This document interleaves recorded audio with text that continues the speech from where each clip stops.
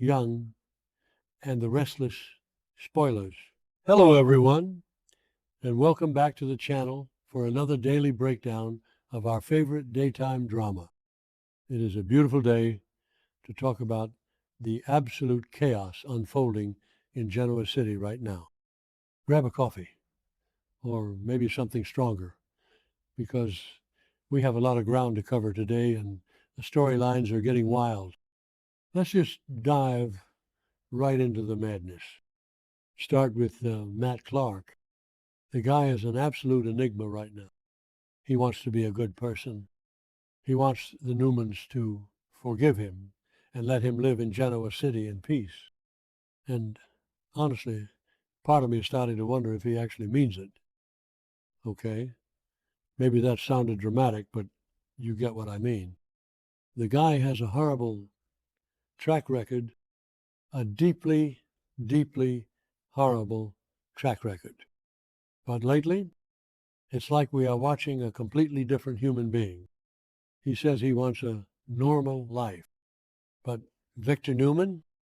Oh, Victor's not having it. To Victor, Matt is a madman, a rabid dog that needs to be put down or at least completely controlled. And yet, Victor's the one who moved him onto the Newman ranch to spy on Kane Ashby. What were they thinking? Seriously. What is the logic there? You hate the guy, you think he's dangerous, but you put him on your property, where Sharon is absolutely terrified. It makes no sense. None. And let's be real for a second about Nick Newman. Nick is walking around trying to cure Matt's amnesia. Why? Because Nick wants to punch him with a clear conscience. I mean, come on. Nick survived that horrible drug-induced crash a few episodes ago, which, by the way, was terrifying to watch. And Matt actually saved Nick's life. Let's not forget that.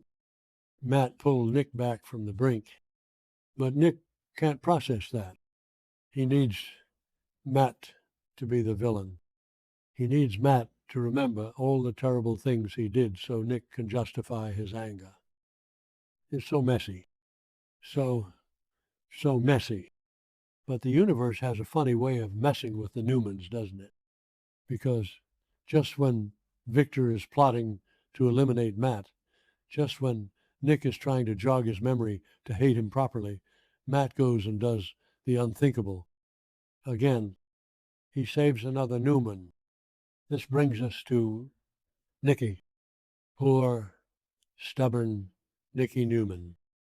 We have been watching her struggle for weeks now. A few episodes ago, Victoria was practically begging her to see a doctor. The headaches, the severe, blinding, debilitating headaches, Nikki just keeps brushing it off. She keeps saying it's just her MS. It's just a symptom. But we all know it's not just MS. The fans on social media have been screaming about this for a while. Something is seriously wrong with Nikki. Victor even confronted her about it recently because he saw how bad it was getting. But Nikki is Nikki. She puts on a brave face, she puts on her expensive coat, and she pretends everything is fine until it's not fine, until her body just literally gives out on her. So picture this. It's late at night. Genoa City is dark, and Nikki is out for a walk in the park. Why is she walking alone in the park at night when she feels like her head is splitting open? I don't know. Maybe she just needed air. Maybe the walls of the ranch were closing in on her. Or maybe she was just trying to clear her head after arguing with Victor, who actually believes this is going to end well. Nobody. You just know something bad is going to happen. And it does. The pain hits her hard. We see her stumbling, grabbing her head. The agony on her face is just, it's hard to watch. Honestly. She collapses. She just completely blacks out. and falls to the ground in the middle of the dark, empty park. She is completely vulnerable, completely helpless. And then, out of nowhere, who shows up? Matt Clark. Yes, Matt freaking Clark. What is he even doing in the park? Was he following her? Was he just out for a stroll? Honestly, with Matt, you never really know. Sometimes I think he's a stalker, and sometimes I think he's just in the right place at the right time. But he sees her. He sees the matriarch of the Newman family, the wife of the man who wants to destroy him, lying unconscious on the cold ground. This could have been his moment. If he was truly the old, evil Matt, he could have just walked away. He could have let her die. He could have done something worse. But what does he do? He runs to her. He drops to his knees, and he actually starts giving her first aid. He goes into full hero mode. He is checking her pulse. He is making sure she's breathing. He doesn't hesitate. He doesn't stop to think about how Victor hates him. He just acts. He saves her. He actually saves her. He scoops her up or gets her help, and next thing we know, he is rushing her to the hospital. He gets her to the doctors just in time. And just like that, Matt Clark is a hero again.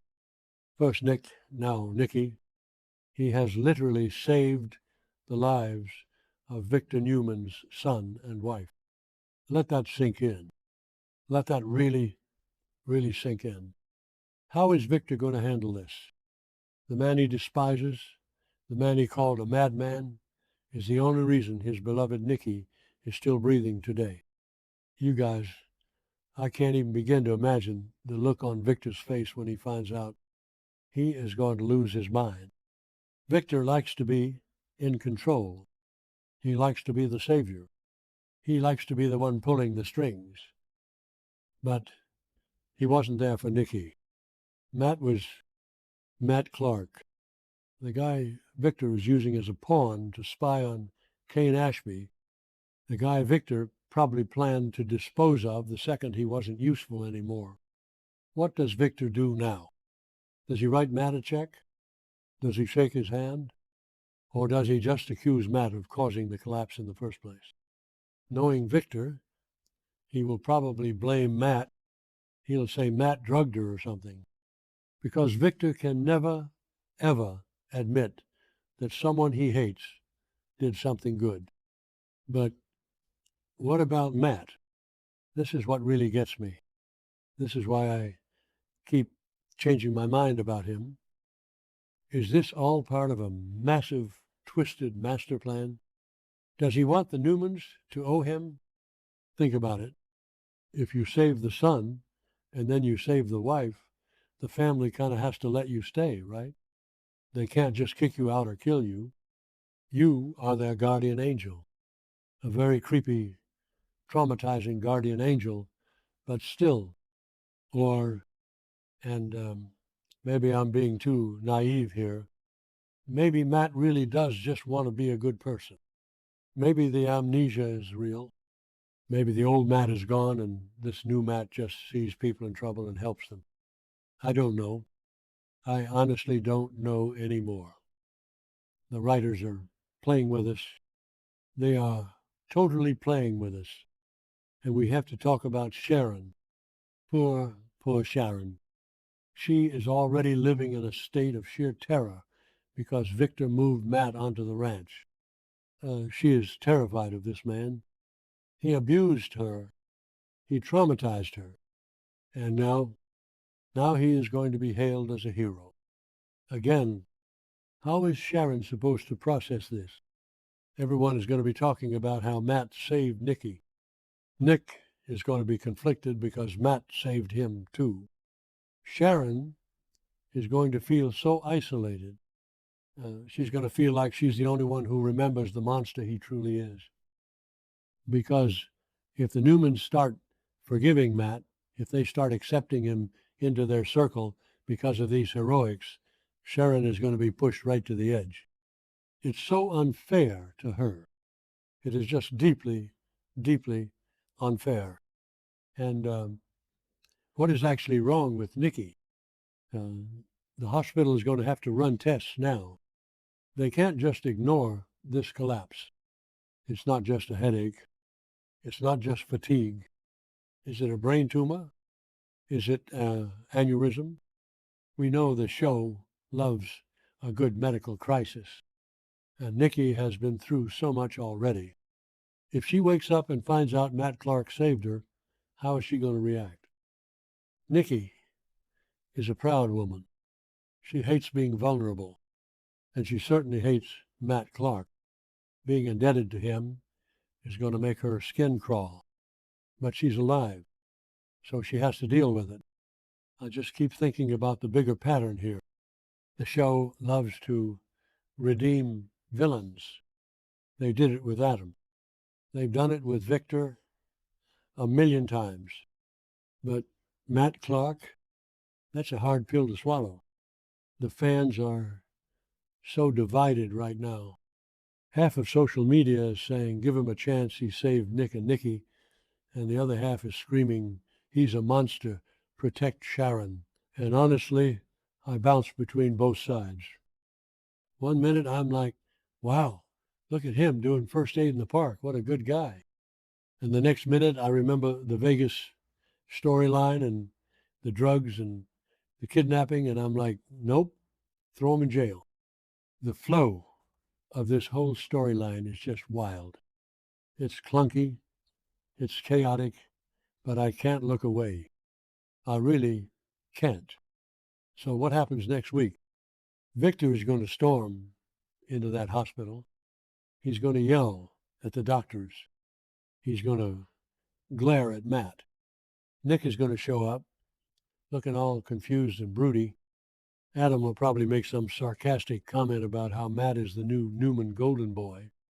And Matt will just stand there with that look on his face, that calm amnesiac. I'm just trying to help. Look, that drives everyone absolutely crazy. He wants to live in Genoa City. He wants to be forgiven. And you know what? By saving Nicky Newman in that dark park, he might have just bought his ticket to stay. I don't know if I love it or hate it, but I am definitely going to be watching. Let me know what you guys think, because my brain is fried from trying to figure this out.